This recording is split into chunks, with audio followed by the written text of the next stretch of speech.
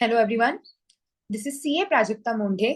Hope आप सब लोगों की प्रिपरेशंस बहुत अच्छे से चल रही हैं for the upcoming CA inter examinations. Now, the upcoming examinations will be held in January 25, and the institute has released the revision test paper for the upcoming examinations. In this video, I will be discussing the objective part of the revision test paper of income tax that is hosted by the institute for upcoming January 25 examinations. And in the next part, I will be covering the subjective questions as well. So let us start. First of all, let us see what are the relevant publications or what is the relevant material that we are supposed to refer for this upcoming examination. So first of all, let us go through what is the module or which edition of the module along with the circulars notifications is to be referred for the upcoming examinations. So income tax law, that is as per the Finance Act 23, that means the relevant assessment year for our examination will be AY 24-25. So first thing which is to be kept in mind is that the relevant AY is 24-25. That means the amendments in the current budget, that means the Finance Act 24, are not relevant for you. So बहुत सारे confusion से मैंने पहले भी मेरे पिछले videos में भी ये चीज हाईलाइट करी है कि जो रेलेवेंट बजट्स में अभी जो बहुत सारे अमेंडमेंट्स आए हैं तो वो हमें पढ़ने हैं नहीं पढ़ने हैं. So very clear, those amendments are not applicable for us in January 25. Next, June 23 edition of the study material is based on these provisions, so वो आप रेफर कर सकते हैं.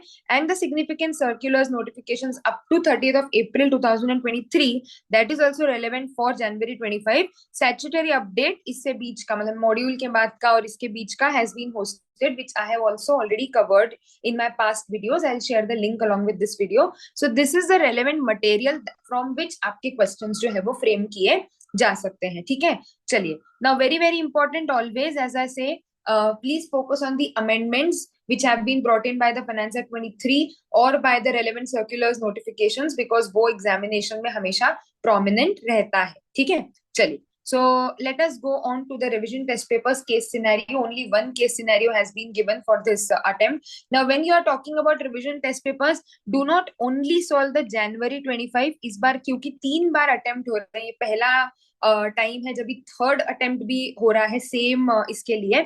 सो you have the previous 2 RTPs as well, do solve them as well. वो भी same relevant assessment year है, same amendment मतलब same हमारा फाइनेंस एक्ट अप्लीकेबल है. सो वो भी हमारे लिए बहुत रेलेवेंट है. ऑब्वियसली उससे पिछले भी अगर हम सॉल्व करते हैं तो it is well and good for your practice. But वहां पर क्या कभी कभी हमें ये होता है कि पता नहीं असेसमेंट ईयर चेंज हो गया है वगैरह. बट यहाँ पर एटलीस्ट हमारे पास 3 आरटीपीज तो हैं जो हमारे ही असेसमेंट ईयर के ऊपर फोकस्ड है. So do solve them as well.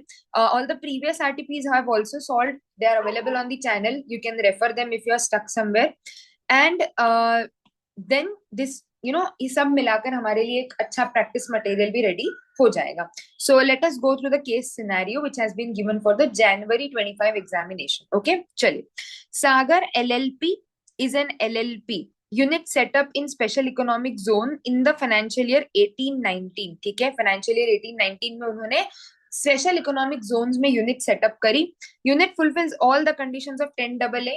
सबसे पहले तो 10AA क्या बोलता है, एक्सपोर्ट प्रॉफिट जो है आपका, that deduction will be allowed either 100% और 50%. राइट. सो पहले तो ये निकाल लेते हैं हमारे लिए 100% में आएगा कि 50% में आएगा आगे बढ़ने से पहले ही. सो हमारा माइंड क्लियर रहेगा उसके हिसाब से.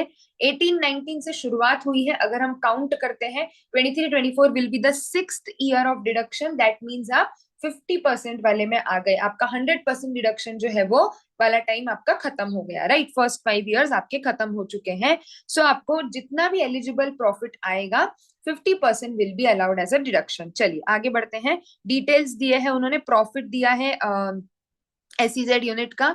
Export sales convertible exchange on और बिफोर 30 सितंबर 2024. सो जितना कन्वर्टेबल फॉरेन एक्सचेंज में रिसीव हो चुका है उतना ही टर्नओवर आपके लिए एलिजिबल रहेगा. तो अब उन्होंने वही क्लियरली दे दिया है कि भाई 30 सितंबर तक इतना इतना आपके पास रिसीव हो चुका है. ठीक है, कन्वर्टेबल फॉरेन एक्सचेंज में एंड डोमेस्टिक सेल्स. तो यहाँ से आपका वो प्रपोर्शनेट कैसे निकालते हैं हम 10AA deduction, profit multiplied by हमारा export sales upon total sales. So proportionate profit will be exempt and उसका 50%, राइट। सो वो यहाँ से हमको निकल के आ जाएगा। प्रॉफिट में कुछ एडजस्टमेंट्स है क्या, वो हम आगे देखते हैं। सागर एलएलपी हैज 3 पार्टनर्स, ठीक है, Mister Ram, Shyam, Ganesh. Ram and Shyam are working partners, Ganesh is a non working partner. अभी जब भी आप क्वेश्चन रीड कर रहे हो, सी सबसे इंपॉर्टेंट होता है ये रीडिंग। हमको एग्जामिनेशन में भी वो लोग रीडिंग टाइम देते हैं, right. whenever I solve any of my like I prepare any of my videos, along with the question solutions, I also try to give you some tips की read कैसे करना है, एग्जाम में attempt कैसे करना है, सॉल्व करते समय हमें क्या क्या चीजों का और ध्यान रखना है। So similarly when you are reading the question, ये सब चीजें दिमाग में पढ़ते पढ़ते आपको सिर्फ इसको ऐसे रीड नहीं करना है, try to incorporate the provisions that they are trying to highlight। तो जैसे यहाँ पर हमने बात करी कि 10AA है तो क्या क्या, अभी यहाँ पर कहीं लिखा नहीं है 6th year 4th year, but वो हमको पढ़ते पढ़ते हमारे ध्यान में आ जाना चाहिए कि अच्छा 18 19 23 24 तो डिडक्शन का ईयर कौन सा। तो जितना जितना हम रीड करते समय अपने दिमाग में प्रोविजन बनाते जाएंगे ना, सॉल्व करते समय, उतना हमारा टाइम सेव होगा। ये चीजें फिर से नहीं जानी पड़ेंगी पीछे रीड करने के लिए, राइट। सो एक जब हम रीड कर रहे हैं, try to make a picture of that thing in your mind and try to relate it to the provisions that they are trying to highlight। जैसे यहाँ पर इन्होंने पार्टनरशिप एलएलपी बोला, एलएलपी से अपने दिमाग में आया कि मतलब एलएलपी रिलेटेड कोई स्पेसिफिक अगर प्रोविजन है तो वो आ सकता है, और यहाँ पर उन्होंने वर्किंग नॉन वर्किंग हाईलाइट कर दिया। सो मोस्ट प्रोबेबली या रेलेवेंट आपका जो सेक्शन आ सकता है आगे, that is remuneration to the partners, right, जो वर्किंग नॉन वर्किंग में डिस्टिंक्शन आएगा। सो यहाँ से हमको ध्यान रहेगा, चाहे Ganesh is a non working partner, all the 3 partners are receiving remuneration of 1 lakh per month. तो गणेश का तो स्पेसिफिकली डिसअलाउ हो ही जाएगा, इरिस्पेक्टिव ऑफ आपके लिमिट्स वगैरह। वो नॉन वर्किंग पार्टनर है तो उसको रेम्यूनरेशन फर्म दे ही नहीं सकती, राइट, पर month which is already debited to the profit and loss. So आपका ये तीनों पार्टनर्स का, that means 1 lakh into 3 into 12, 36 lakhs का रेम्यूनरेशन इधर ऑलरेडी डेबिटेड है इस 58 lakhs में। तो आपको ये आगे पूछा जाएगा मे बी कि अलाउेबल कितना होगा। सो स्ट्रेट अवे आपका 1 लाख तो डिसअलाउ होना ही है जो आपके गणेश का है, because he is a non working partner. Apart from this mister Ganesh was employed in XYZ limited, तो वो जॉब भी करता था till September 23 and having a salary of 80,000 per month. ठीक है, तो 6 महीने उसने साल में जॉब भी किया, तो सैलरी इनकम भी है उसकी। फिर उसने रिजाइन कर दिया और खुद का बिजनेस शुरू कर दिया, which is the common thing we can see in nowadays scenario. काफी रियलिस्टिक सा केस सिनेरियो दिया है उन्होंने बना के कि हम नौकरी जॉब नहीं करेंगे, हम खुद का कुछ स्टार्ट करेंगे। एंड उसने खुद का बिजनेस स्टार्ट किया, fulfilling the conditions for claim of deduction under 35AD। Capital expenditure amounting to 90 lakhs उसने इनकर किया है, which includes cost of land of 30 lakhs। ठीक है, तो लैंड का जो आपका कॉस्ट है उसका डिडक्शन 35AD में एलिजिबल नहीं रहेगा।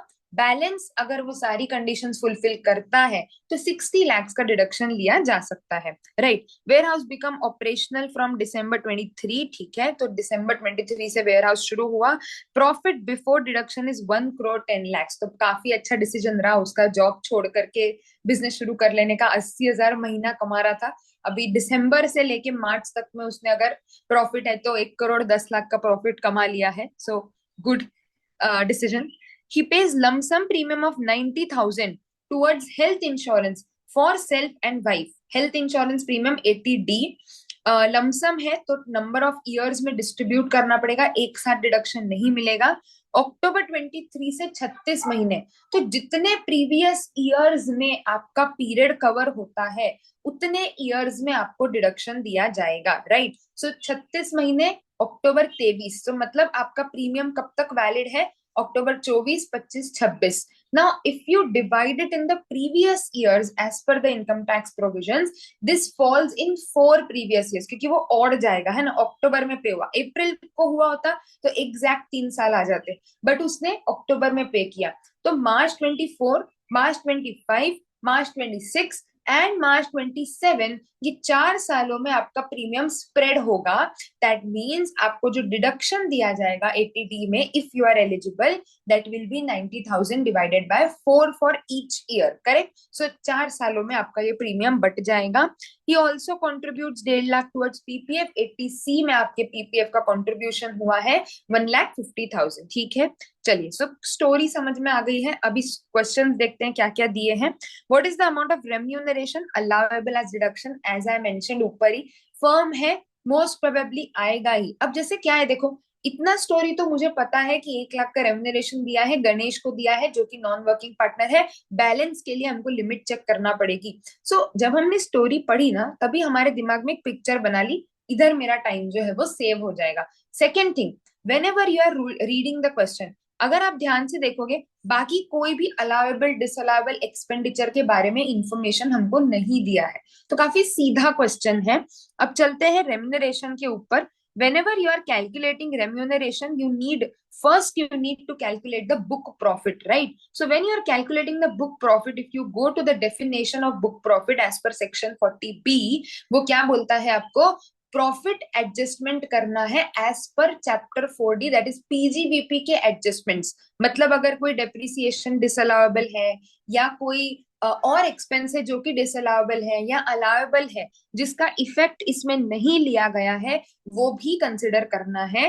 प्लस ऑलरेडी डेबिटेड जो रेम्यूनरेशन है उसको हटाना है, ताकि आप उस प्रॉफिट पे आ जाओ जो कि रेम्यूनरेशन देने से पहले पीजीबीपी प्रोविजंस के अकॉर्डिंग कैलकुलेट हुआ है। Getting the point? सो क्या क्या एडजस्टमेंट्स देने हैं वो हमें पता होना चाहिए। क्वेश्चन अगर आप ध्यान से देखोगे तो डेप्रिसिएशन, अनअब्सॉर्ब डेप्रिसिएशन, या कोई भी और एक्सपेंस जिसका एडजस्टमेंट दिया जा सकता है अलाउबिलिटी डिसअलाउबिलिटी में, उसकी इंफॉर्मेशन नहीं है, तो सिंपल है 58 लाख। इसमें जितना रेम्यूनरेशन ऑलरेडी डेबिटेड है वो एड बैक कर दिया मैंने, तो मेरा प्रॉफिट आ गया before remuneration.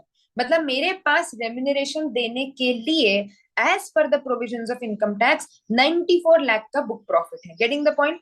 Now we will be calculating कि कितना हम लोगों के पास मैक्सिमम लिमिट अलाउबल है। 94 लाख, फर्स्ट 3 लाख पे 90% और 1,50,000 विच एवर इज हायर, तो 2,70,000 हायर हो गया।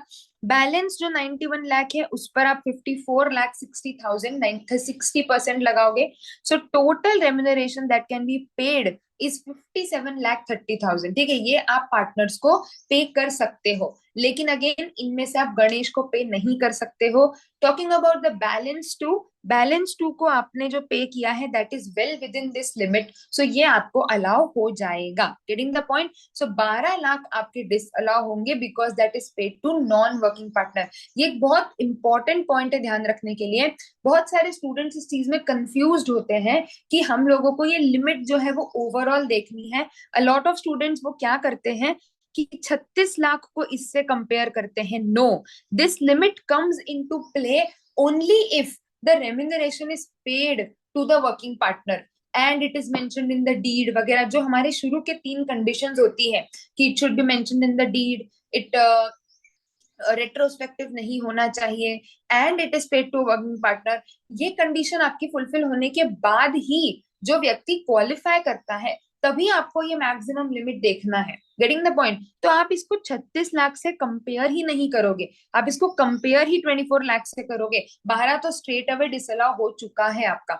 सो this point has to be kept in mind. A lot of cases आप हो सकता है ये करो कि भाई 36 लाख तो इसके अंदर है, तो 36 पूरा अलाउ हो जाएगा। And I am damn sure उन्होंने वो ऑप्शन भी दिया होगा। सी, उन्होंने वो ऑप्शन भी दिया है आप लोगों को कंफ्यूज करने के लिए। सो कंफ्यूज नहीं होना है, हमारे बेसिक्स फाउंडेशन कॉन्सेप्ट्स को स्ट्रॉन्ग रखना है। जो पार्टनर आपके वो इनिशियल कंडीशंस फुलफिल करेगा वहीं पर आप ये लिमिट चेक करोगे। ठीक है, बाकी आपको लिमिट लगानी ही नहीं है। गणेश के लिए कोई 30% 60% मायने नहीं रखता। Getting the point? So this 24 lakh will be allowable remuneration. चलिए आगे देखते हैं। What is the amount of deduction available under 10AA to Sagar LLP and 35AD to Mister Ganesh? ठीक है, तो 10AA हमने बेसिक तो पढ़ ही लिया, 50% मिलेगा। प्रॉफिट क्या था हमारा? प्रॉफिट 58 लाख। रेम्यूनरेशन डिसअलाउ हुआ तो वो एड बैक हो जाएगा। 70 लाख का प्रॉफिट हो गया हमारा एज पर पीजीबीपी प्रोविजन। अभी मल्टीप्लाई करेंगे export turnover which is realized within 30th of September 2024, तो वो है 100 lakhs already given in the question. नीचे 160 कैसे आया हमारा? 100 + 60, डोमेस्टिक टर्नओवर दिया है, एक्सपोर्ट टर्नओवर दिया है, total is 160 and then you will be calculating the 50%, right? तो 70 लाख का इंटू 100 डिवाइडेड बाय 160 का 50%, 21.875 lakhs will be your allowable deduction under 10AA. तो 21.875 lakhs आ जाएगा आपका. नेक्स्ट आपका है इसको 35AD में कितना डिडक्शन मिलेगा. तो मैंने ऊपर ही हम लोगों ने ये निकाल लिया था पढ़ते पढ़ते क्वेश्चन कि भाई 90 लाख का डिडक्शन है, लैंड की जो कॉस्ट है उसका डिडक्शन आपको नहीं दिया जाएगा, तो माइनस कर देती हूँ, बचता है 60 lakh.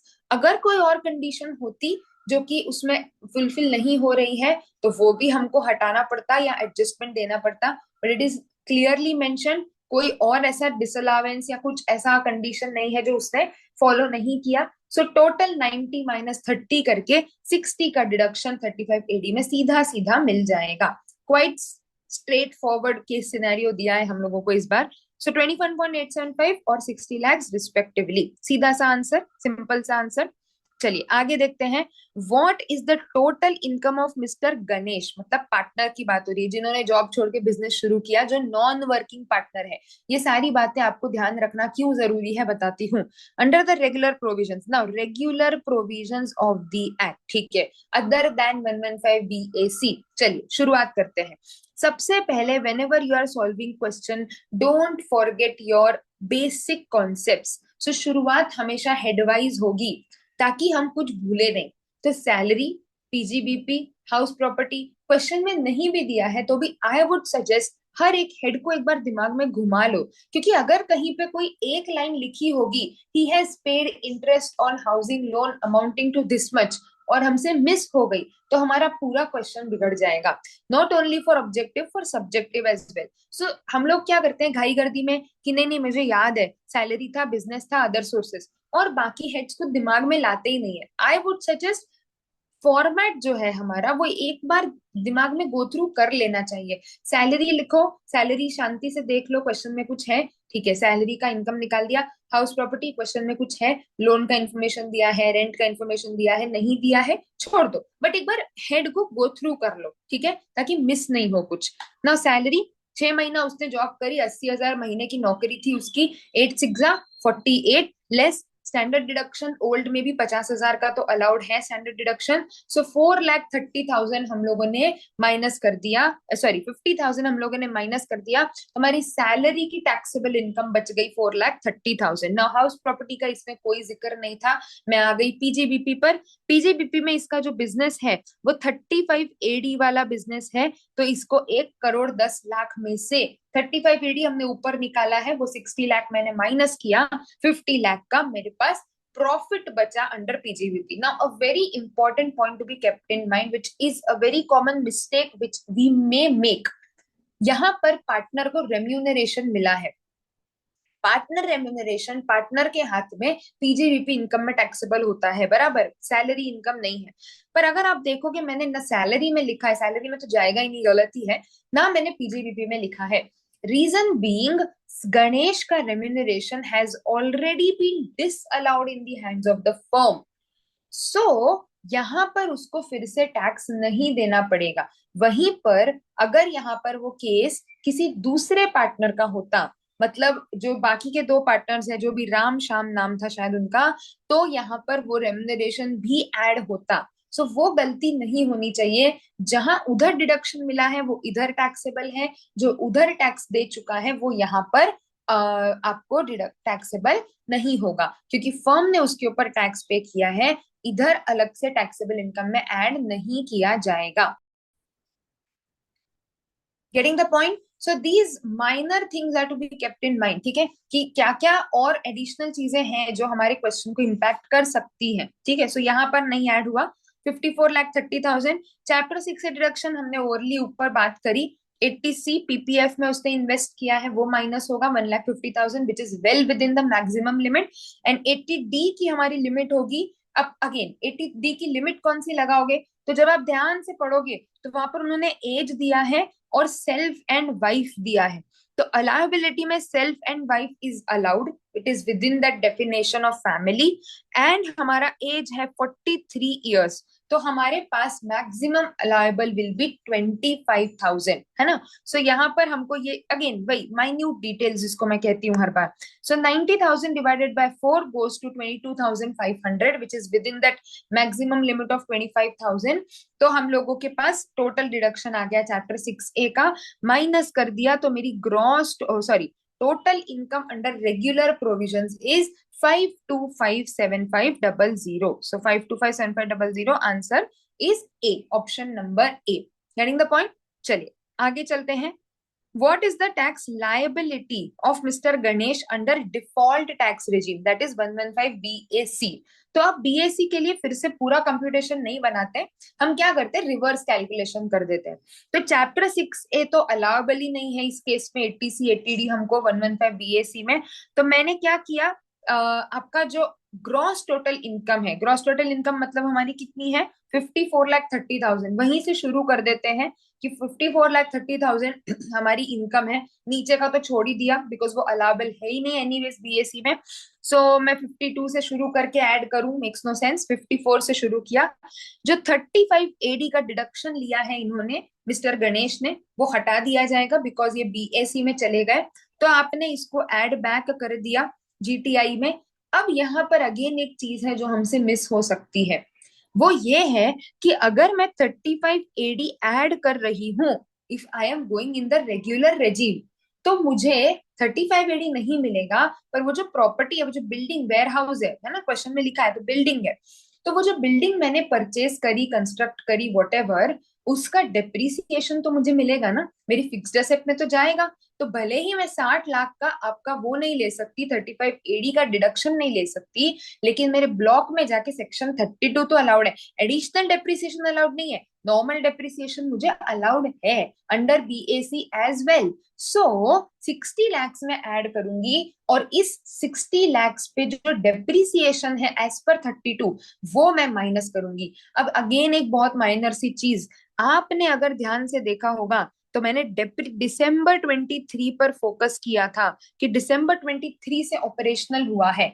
That means the warehouse has been put to use as on December 23 which is less than 180 days. Getting the point. तो लेस देन 180 डेज के केस में आपका 60 लैक्स का 10% का आधा, that means 3 lakh will be allowable as your deduction under section 32। तो 35 AD मैंने add किया एंड प्रपोर्शनेट अलाउएबल डिप्रिसिएशन जो है वो मैंने माइनस कर दिया। सो 1,11,30,000 का मेरा प्रॉफिट सॉरी इनकम आ गई एज पर सेक्शन 115 बीएसी। सो समझ रहा है कैसे हम लोग पहुंचे। अभी क्वेश्चन में पूछा क्या इनकम पूछिए, नहीं, क्वेश्चन में पूछा है टैक्स। तो चलो टैक्स निकाल लेते हैं, सिंपल है, 115 बीएसी पर टैक्स निकालना है, रेट हम लोगों को पता है, फिर भी मैंने स्लैब्स लिख दिए हैं कन्वीनियंस के लिए। 3-3 लाख का ब्रेकअप रहेगा, हर 3 लाख पे आपका टैक्स रेट जो है वो चेंज होगा, and then more than 15 lakh पे 30%। तो मैंने टैक्स निकाला। अभी अगेन सरचार्ज हम लोग, बहुत से लोग भूल जाते हैं, सरचार्ज को भूलना नहीं है। जहां जहां टैक्स निकाल रहे हो मेक श्योर आप सरचार्ज चेक कर रहे हो, surcharge and rebate basically. So 1,11,00,000 surcharge चला गया 15%, टैक्स के ऊपर मैंने लगाया सरचार्ज। सो हम टैक्स निकाल लेते हैं। अप टू 15 लाख हमारा tax will be fixed, if the income is more than 50 lakh तो वो आप वैसे भी कैलकुलेट कर सकते हो, बट मैंने स्टेप वाइज दिखाया है। एंड प्लस इसमें हम ऐड करेंगे 30% हमारा, सो 288,900,000। सो 15,000 प्लस 30 प्लस 45 प्लस 60, सो 1,50,000 तो हमारा स्ट्रेट अवे फिक्स्ड है ना, इनकम 15 लाख तक।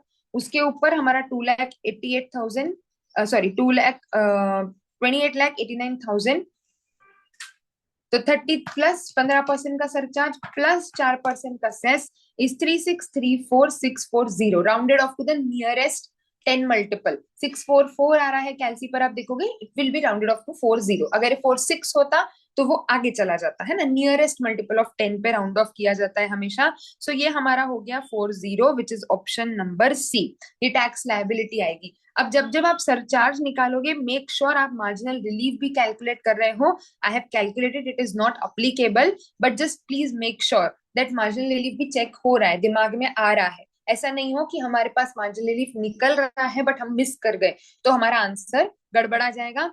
एंड मोस्टली ऑब्जेक्टिव में वो लोग ऐसा ऑप्शन रखेंगे जो बिना मार्जिनल रिलीफ के मैच हो जाएगा, तो हमको ऑप्शन मैच हो जाएगा बट हमसे एक छोटी सी चीज जो है वो मिस हो जाएगी. So make sure, and you know objective में केस सिनेरियोज में ये माइनर डिटेल्स इसीलिए बहुत रेलेवेंट हो जाती है बिकॉज यहाँ पर आपका स्टेप मार्किंग नहीं है. अगर हमारा ऑप्शन ऊपर नीचे हुआ तो क्वेश्चन गया, है ना. अगर हम सब्जेक्टिव में गड़बड़ हुई भी तो एटलीस्ट ऊपर के मार्क्स तो मिलेंगे, यहाँ वो नहीं है. तो और ज्यादा ध्यान से कर, मतलब सब्जेक्टिव ध्यान से नहीं करो ऐसे नहीं बोल रही हूँ, वो भी ध्यान से करना है, बट ये इन चीजों में और इम्पैक्ट पड़ेगा, आपका फाइनल आंसर ही गड़बड़ हो जाएगा, है ना. चलिए, last question, what is a tax liability mister Ganesh if he has opted for the out of the default tax regime. Clearly इन्होंने भी लिखा है, देखो राउंडेड ऑफ, तो ये ध्यान रखना है हमें, नियरेस्ट 10 के मल्टीपल में राउंड ऑफ किया जाता है. Opted out of the default tax regime, तो रेगुलर टैक्स रेजिम में हमने इनकम तो ऑलरेडी निकाल ली थी उसकी, तो इनकम के ऊपर अब टैक्स निकाल लेते हैं रेगुलर रेजिम में. जैसे यहाँ 15 लाख तक का टैक्स फिक्स हो जाता है, यहाँ पर 10 लाख का टैक्स फिक्स हो जाता है. एज क्वेश्चन में गिवन है तो हमारा 2.5 लाख वाला स्लैब लगेगा, 60 या मोर देन 60 वाला स्लैब नहीं लगेगा. सिंपल कैलकुलेट करते हैं, 52,57,500 minus 10 lakh, 30% plus 112500 plus surcharge 10% लगेगा प्लस 4%, तो ये टैक्स आ गया मेरा 15,89,874 बराबर. मार्जिनल रिलीफ मैंने चेक किया है, अप्लीकेबल नहीं, तो ये आंसर तो मैच हो जाना चाहिए फिर. 15,89,870 आंसर ए मैंने टिक कर दिया. बट अगर आप आंसर है तो आंसर तो बी आंसर आ रहा है. बी आंसर कहाँ से आ रहा है? when you are opting out of the 115 BAC, your AMT provisions will trigger in. So AMT provisions क्या बोलते हैं? जब जब आप 10AA या चैप्टर 6A में इनकम बेस्ड डिडक्शन ले रहे हो अदर देन 80P, या फिर आपका 35AD का डिडक्शन है, AMT पे भी एक सेपरेट वीडियो मैंने बनाई हुई है, I will share that link with you so that you get to revise that provisions एक बार, क्योंकि AMT हमसे मिस हो जाता है बहुत बार. कंपनीज में मैट बहुत जल्दी क्लिक हो जाता है बट AMT एकदम से दिमाग में आता नहीं है. सो AMT जो है वो बोलता है कि भाई अगर तुमने ये डिडक्शंस लिए हैं तो तुमको AMT कैलकुलेट करना है, whichever is higher will be payable. इस क्वेश्चन में ये गलती होने के चांसेस हैं. वाई? ऊपर अगर आप देखोगे तो उसने बोला है what is as per the regular provisions of the income tax act, और जो आंसर दिया है वो आपका रेगुलर से मैच हो जाता है. तो हड़बड़ी में हम क्या कर देंगे, 52 पे टैक्स निकाल देंगे, 52 पे टैक्स निकाल के ए पे टिक कर देंगे. लेकिन जब आप टैक्स लायबिलिटी की बात करोगे, टैक्स लायबिलिटी के लिए आपको एएमटी कैलकुलेट करना इंपॉर्टेंट है, whichever is higher compare करने के लिए. सो वो ध्यान रखना इज वेरी वेरी इंपॉर्टेंट. तो चलो अब एएमटी के लिए एडजस्टेड टोटल इनकम कैलकुलेट करेंगे. Adjusted total income is your total income plus 35AD का डिडक्शन एड बैक हो जाएगा. And what if no 35AD, similar to what we did in BSc, आपका जो डिप्रिसिएशन है वो यहाँ पर माइनस हो जाएगा. सो ये माइनस किया, मेरी टोटल इनकम आई 1 करोड़. अगेन 1 करोड़ पार है तो सरचार्ज है. Now this will be considered as my deemed total income. This adjusted total income will be my deemed total income. इसी पे मैं टैक्स लगाऊंगी, इसी के बेसिस पे मेरा सरचार्ज सेस सब कैलकुलेट होगा. तो इस पे मैंने 18.5% which is the rate of AMT calculate किया. सरचार्ज लगेगा 15%. Why? Because it has exceeded 1 CR 10957500 into 18.5% plus 15% plus 4%. 242445 है तो 60 हो जाएगा. 242460, that will be the correct answer. So getting the point, I hope you are clear very well कि गलतियां कैसे हो सकती हैं हमसे. तो वो छोटी छोटी डिटेल्स, वो जो माइन्यूट डिटेल्स होती हैं, वहां पर हम लोगों को ध्यान रखना बहुत इंपॉर्टेंट होता है, specially in case of tax. And you know tax is act full of exemptions. So exemption कहाँ पर है, क्या प्रोविजोज हैं, क्या एडिशनल कंडीशंस हैं, जैसे यहाँ पर मैंने बताया, और आप अगर यहाँ छोड़ देते तो बराबरी से आपका आंसर टैली हो रहा है ऑप्शंस में. तो ये बहुत ध्यान रखना है एमसीक्यूज में. आंसर मैच हो गया तो एकदम पहली बार में वो नहीं होना, थोड़ा सा शांति से रिलैक्स करके कि कुछ मिस तो नहीं हो रहा, because there may be more than one options which may appear to be correct. Getting the point? So again, I have checked marginal relief, but आप लोग भी अपने लेवल पर उसको चेक करें and keep this in mind कि marginal relief applicable तो नहीं हो रहा है because it is exceeding surcharge में जा रहा है, तो वो रिलीफ लेके फिर आपको टैक्स कैलकुलेट करना पड़ेगा अगर अप्लीकेबल होगा तो. So these are the case scenario options. I've kept two separate videos, so for your convenience. So यहाँ पर ये मैंने explain किया है. You also go through it, solve through the questions. इनमें कोई और questions आपको आते हैं या कोई भी और चीज आपको लगती है that this you need to discuss, there is a topic you're having any confusion, feel free to reach out. In the next part, I will be covering the subjective part of this RTP. So prepare best for your examinations. All the very best. Be confident, and in case of any difficulties, feel free to reach out.